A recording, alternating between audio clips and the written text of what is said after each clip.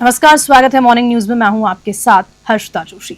सबसे पहले बुलेटिन में बात करेंगे धौलपुर की, जहां परशुराम सेवा सदन में परशुराम चैरिटेबल ट्रस्ट के अध्यक्ष की अध्यक्षता में एक अहम बैठक आयोजित की गई। इस पूरी बैठक में 21 जून 2025 को शहर में भव्य परशुराम शोभा यात्रा निकालने का निर्णय लिया गया और यात्रा के संयोजक के रूप में सर्वसम्मति से मुकेश हनुमानपुरा को नियुक्त किया गया। शोभा यात्रा परशुराम सेवा सदन मंचकुंड रोड के प्रारंभ होकर हरदेव नगर, जगन टॉकीज, लाल बाजार, सब्जी मंडी, संतर रोड होते हुए गुलाब बाग से पुनः परशुराम सेवा सदन पर आकर संपन्न होगी। बैठक में रूट को लेकर विस्तार से चर्चा की गई और सभी ने मुकेश हनुमानपुरा को संयोजक बनने पर बधाई दी। इस अवसर पर बड़ी संख्या में विप्र बंधु उपस्थित रहे। धौलपुर से संजय कसाना की रिपोर्ट।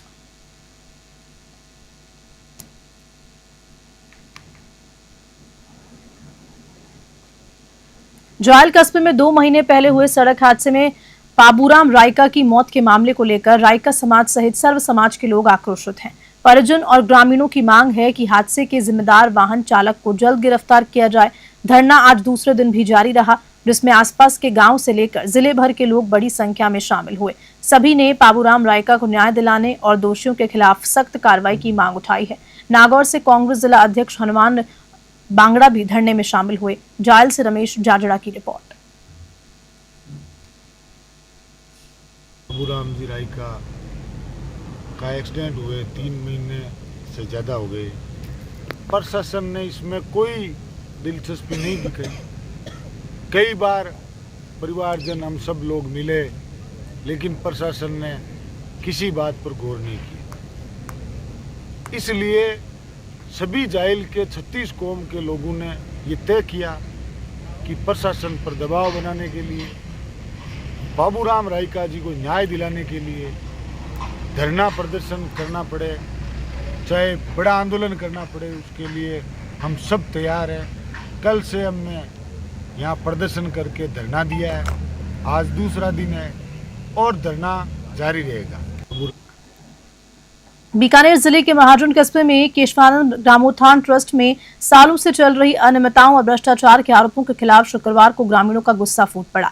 महाजन में आयोजित महापंचायत में क्षेत्र के 30 से ज्यादा गांव के सैकड़ों लोग शामिल हुए। विवेकशील विचार मंच के नेतृत्व में बुलाई गई इस महापंचायत में ट्रस्ट से जुड़ी संपत्तियों और शिक्षा के नाम पर हुए कथित भ्रष्टाचार की जांच और ट्रस्ट संचालन में पारदर्शिता की मांग उठी।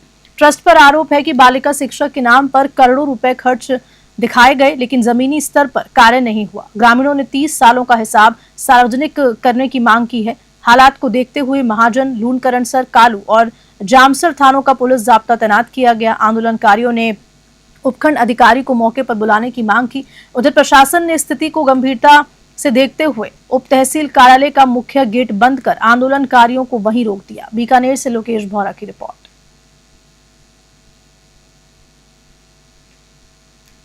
कठुमर से खबर है, जहां कस्बे के श्री आदिनाथ दिगंबर जैन मंदिर में शुक्रवार को 9 दिवसीय श्रवण संस्कृति संस्कार शिविर का शुभारंभ मुख्य अतिथि विजयपाल जैन और अध्यक्ष मुकेश जैन की उपस्थिति में हुआ। ये शिविर 23 मई से 31 मई तक चलेगा, जिसका आयोजन श्री दिगंबर श्रवण संस्कृति संस्थान सांगनेर द्वारा किया जा रहा है। शिविर की संचालिका टिटपुरी निवासी विदुषी जैन ने बताया कि इस शिविर में सुबह 7 बजे से बच्चों सहित सभी आयु वर्ग के लोगों को जैन धर्म के अनुसार शिक्षा, आचरण और संस्कारों की शिक्षा दी जाएगी। इस अवसर पर समाज के कई गणमान्य सदस्य जैसे नत्थीलाल जैन, कैलाश चंद्र जैन, शीतल जैन, संजय जैन, पारस जैन, शिप्रा जैन, नेहा जैन और इंदिरा जैन भी उपस्थित रहे।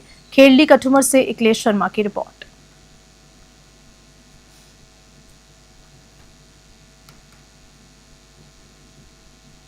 डीडवाना जिला मुख्यालय के पास पुष्कर हाईवे पर उस वक्त हड़कंप मच गया जब एक तेज रफ्तार थार गाड़ी अनियंत्रित होकर पलट गई। घटना में गाड़ी ने 2 विद्युत पोल तोड़ डाले और खाई में जा गिरी। गनीमत रही कि थार में सवार 5 युवक पूरी तरह से सुरक्षित हैं और किसी को कोई चोटें नहीं आई है। आपको बता दें, थार गाड़ी चुगनी गांव की ओर जा रही थी, तभी अचानक नियंत्रण खो बैठी और सीधे 2 बिजली के पोल को तोड़ते हुए नीचे पलट गई। हादसे में कार के अगले हिस्से को नुकसान पहुंचा, शीशे टूट गए और टायर भी फट गए। स्थानीय लोग मौके पर पहुंचे और राहत कार्य में मदद की। यह हादसा एक बार फिर जाको राखे साइया मार सके ना कोई कहावत को सच साबित करता दिखाई दिया। डीडवाना से गुलाम नबी आजाद की रिपोर्ट।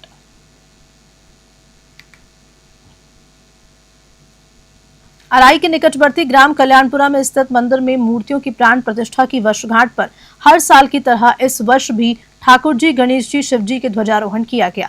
दिनेश सिंह राजपुरोहित ने बताया कि इस अवसर पर गाजे बाजे के साथ ठाकुर जी के मंदिर पर हनुमान सिंह, गणेश जी के मंदिर पर भोम सिंह, शिव जी के मंदिर पर रमेश सिंह द्वारा ध्वजा चढ़ाई गई। अराई से प्रकाश भागनानी की रिपोर्ट।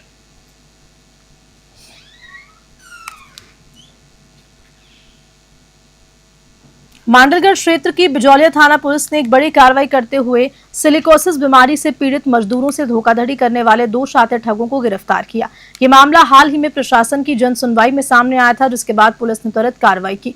थाना अधिकारी लोकपाल सिंह के अनुसार गिरफ्तार किए गए आरोपी डूंगर सिंह और योगराज सिंह रावत ब्यावर जिले के रहने वाले हैं, जो काफी समय से बिजौलिया क्षेत्र में सिलिकोसिस पीड़ितों को निशाना बना रहे थे। सैंडस्टोन की खदानों में काम करने वाले मजदूरों को जब भी बीमारी हो जाती है तो ये आरोपी खुद को मददगार बताकर उनसे कांटेक्ट करते हैं और सरकारी सहायता दिलाने का झांसा देते हैं। सरकारी सहायता पीड़ितों के बैंक खातों में आते ही ये ठग धोखाधड़ी से पैसे निकाल लेते थे। पुलिस ने दोनों आरोपियों को रिमांड पर लिया और अब इनसे पूछताछ कर रही है ताकि पूरे नेटवर्क का खुलासा किया जा सके। मांडलगढ़ से पीरू मंसूरी की रिपोर्ट। मुख्यमंत्री बजट घोषणा 2025-26 के अंतर्गत प्रदेशवासियों को किफायती दरों पर आवासीय भूखंड देने की दिशा में बड़ा कदम उठाया गया। भीलवाड़ा जिले में नगर विकास न्यास द्वारा करीब 3000 भूखंडों का आवंटन लॉटरी प्रणाली से किया जाएगा। शुक्रवार को भीलवाड़ा जिला कलेक्टर जसमीत सिंह संधू ने योजना के ब्रोशर का विमोचन किया। इस मौके पर नगर विकास न्यास के सचिव ललित गोयल और अधीक्षण अभियंता योगेश माथुर भी उपस्थित रहे। योजना के अंतर्गत पंचवटी, तिलक नगर, मोहनलाल सुखाड़िया नगर, एपीजे अब्दुल कलाम नगर, पटेल नगर विस्तार, आरपी लड्ढा नगर और नयापुरा जैसे क्षेत्रों में भूखंड उपलब्ध कराए जाएंगे। योजना के लिए आवेदन पुस्तिका 2 जून 2025 से 2000 रुपए में उपलब्ध होगी और अंतिम विधि 30 जून 2025 रखी गई। पात्र आवेदकों को आधार, पैन कार्ड, आय प्रमाण पत्र, बैंक खाता विवरण सहित अन्य जरूरी दस्तावेजों के साथ आवेदन करना पड़ेगा। भीलवाड़ा से ब्यूरो रिपोर्ट। राज्य सरकार की बजट घोषणा वर्ष 2025-26 और राज्य सरकार यूडीएच विभाग द्वारा जारी सर्कुलर के अनुसरण में जो कॉलोनीज न्यास के क्षेत्राधिकार में जहां पे 20% से अधिक आवासीय भूखंड रिक्त हैं, उनमें लॉटरी के माध्यम से आवंटन करने की प्रक्रिया के निर्देश प्रदान हुए। इसके प्रक्रिया के तहत यूआईटी भीलवाड़ा द्वारा एक्सरसाइज की गई और ये टोटल भूखंड कैलकुलेट किए गए हैं जहाँ पे ऐसे 20% से अधिक वाले कॉलोनीज हैं और हमने उसमें प्रथम फेज में 8 योजनाओं में लगभग 3000 भूखंड को लॉटरी के माध्यम से अलॉटमेंट करने की प्रक्रिया का प्रोसेस स्टार्ट कर रहे हैं। इसके नेक्स्ट फेज में हम और भूखंड भी लेने वाले हैं क्योंकि हमारे पास ऐसी और कॉलोनीज या योजनाएं भी हैं जहाँ पे ऐसी सिमिलर रूल्स के तहत हम उनको इसके तहत लॉटरी के तहत अलॉटमेंट करेंगे। इसकी एक निर्धारित प्रक्रिया रहेगी और निर्धारित प्रक्रिया में 2 जून से 30 जून के बीच में एप्लीकेंट्स अपना आवेदन कर सकते हैं। सभी योजनाएं जिनके लिए ये एप्लीकेशन की जा सकती हैं उनमें पंचवटी, तिलक नगर, मोहनलाल सुखाड़िया नगर, एपीजे अब्दुल कलाम नगर, पटेल नगर विस्तार, आरपी लड्ढा नगर, नयापुर, इसमें से एप्लीकेंट चुन सकता है अपनी डिटेल जहाँ पे वो अप्लाई करना चाहता है। एक रिक्विजिट एप्लीकेशन या डॉक्यूमेंट्स उसको कंपलसरी रूप से उसके साथ अप्लाई करने होंगे।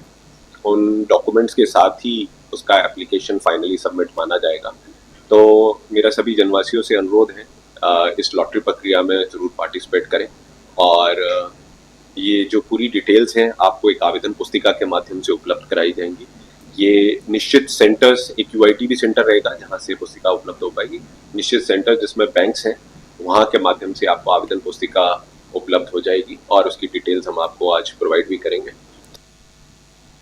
उदयपुर के मावली कस्बे में उस वक्त हड़कंप मच गया जब एयू फाइनेंस की गली में 8 फीट लंबा धामन प्रजाति का सांप नजर आया। सांप की लंबाई और आकृति देख स्थानीय लोग घबरा गए और मौके पर भीड़ जमा हो गई। घटना की जानकारी मोहल्ले वासी अक्षय गर्ग ने सप्र मित्र कमलेश सुधार को दी। सूचना मिलते ही सुधार तुरंत मौके पर पहुंचे और सावधानी पूर्वक धामन सांप को पकड़कर सुरक्षित रूप से जंगल में छोड़ दिया। धामन प्रजाति का ये सांप विषहीन होता है और आमतौर पर चूहों व कीटों का शिकार करता है, जिससे कि जैविक संतुलन बनाए रखने में सहायक होता है। कमलेश सुधार ने भी लोगों से अपील की है कि सांप दिखने पर डरे नहीं बल्कि प्रशिक्षित सप्र मित्रों को सूचना दें। मावली से ब्यूरो रिपोर्ट।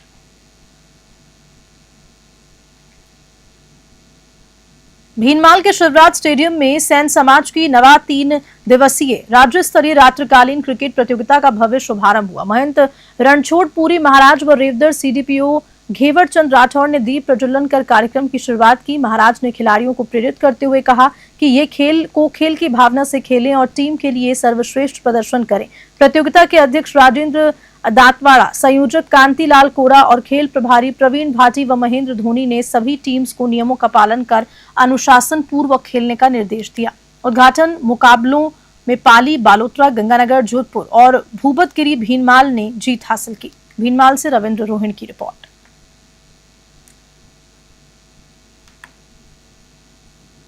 ऑपरेशन सिंदूर की सफलता के उपलक्ष्य में तिरंगा यात्रा का आयोजन भारतीय जनता पार्टी मंडल खेड़ी द्वारा ग्राम सौखर में आयोजित किया गया। मंडल अध्यक्ष शैलेंद्र चौहान का कहना है कि इस यात्रा में दौरान हजारों महिलाओं ने हाथों में सिंदूर और तिरंगा लेकर देशभक्ति नारों और गीतों के साथ उत्साहपूर्वक हिस्सा लिया।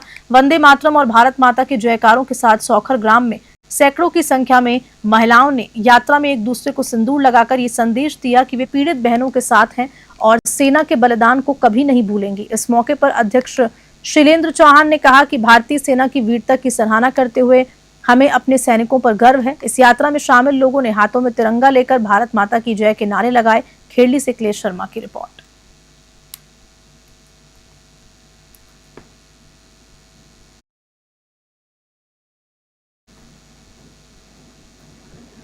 और चलिए इसी खबर के साथ बुलेटिन में इतना ही। नमस्कार।